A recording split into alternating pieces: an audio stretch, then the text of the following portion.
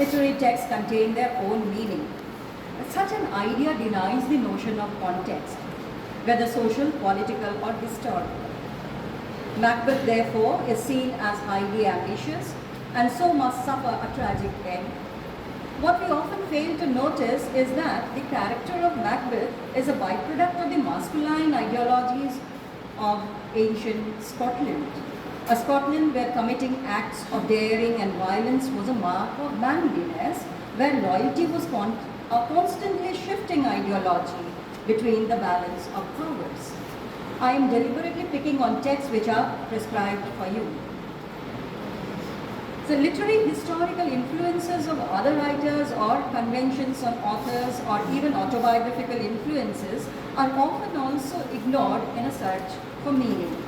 Say how Lawrence Sterne influenced Salman Rushdie's writing of The Midnight's Children, or how his own experience entered into his own writing. The other, or rather one influential idea that became very popular way of reading in the 1980s and still holds true today by taking a holistic approach to literature while still maintaining some of the insights of structuralists and post-structuralists of the previous decade of the 1970s, and that I believe every student must take cognition of, is that everything takes place in space and time, in history. So when Dr. Naik said, instead of English, he said history, it's very appropriate. History and English are inseparable parts. And this history, let's see, how does it influence that? And so consequently, there are no timeless qualities. History changes and qualities also change. So that the romantic notion of Romeo's love for Juliet in the 16th century Verona cannot be assumed to be the same as in, say, John Donne's Elegy 19, to his mistress going to bed. That was in 17th century in England, which begins with a warrior's cry, we quote, "Come, madam, come, all rest, my powers defy you," etc. The foe of times, having the foe in sight, is entire with standing, though we never fight. Or take, for example, Lawrence's 20th century view in Women in Love, and your personal opinions about love today. How far we have come away from Romeo and Juliet, who represented an idealized romantic notion of love as self-sacrifice and surrender. So if something like love cannot exist outside of its historical context, there can be no definitive reading of a text. Meanings within a literary work are never fixed and reliable, but always shifting, multifaceted, and ambiguous. So your idea of love may be different from that of Aristotle, but as an emotion, it remains constant. Yes? Human nature, similarly, remains essentially unchanged. The same passions, emotions, and even situations are seen again and again throughout human history. Even so, what changes is the nature of literary representation and our views about it.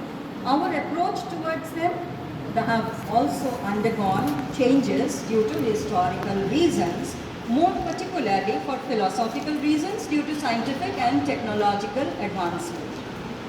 Let me give an example.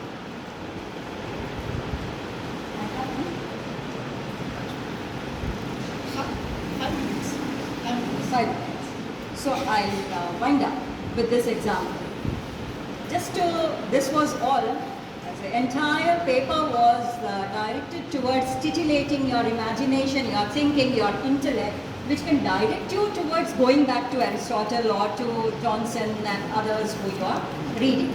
So I was going to give you an example of how literary representations change meaning, although one idea or something remains constant. That is the example, war has been an inevitable part of human civilizations, of human history. Any part, any culture of the world, war is constant. Agree? Violence is constant. What has changed is the technology of warfare. and our ethical response towards violence. So if Macbeth valued violence as manliness, the point at which Lady Macbeth argued to convince him to murder King Duncan, another art of sophistry, she would say, Johnson would explain, she then urges the oaths by which he had bound himself to murder Duncan, another art of sophistry by which men have sometimes deluded their consciences, etc. Then a 21st century rendering of the play in Indian cinema, some of you must have watched it, Vishal Bhardwaj's Maqbool in 2003, 21st century. 16th century and 21st century cannot accommodate such a violent ideal, so that Lady Macbeth is now replaced as the mistress of Duncan, who also has an illicit affair with Macbeth, and the crime or the violence now is not about manliness, but it is a crime of sexual jealousy. The mode of representation has changed, so also the nature of violence and our ethical response to crime and violence. Similarly, if Merchant of Venice was once considered as a romantic comedy, and the defeat of Shylock seen as the power of good over evil, today, particularly after the Holocaust, we see it differently. We are more sympathetic towards Shylock as a Jew, and we no more read, mostly, not that we don't read, but mostly we don't look at Merchant of Venice anymore as a romantic comedy, but our sympathy is directed towards